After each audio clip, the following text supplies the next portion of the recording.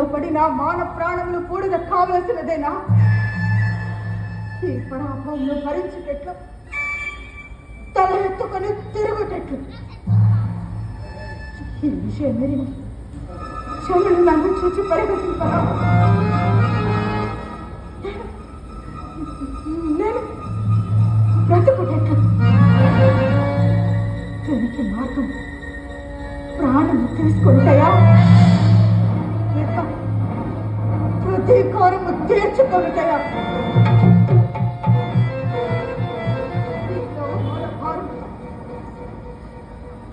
ప్రాణము తీసుకుంటే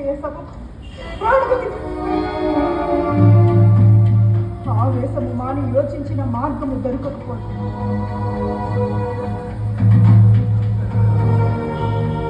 మార్గం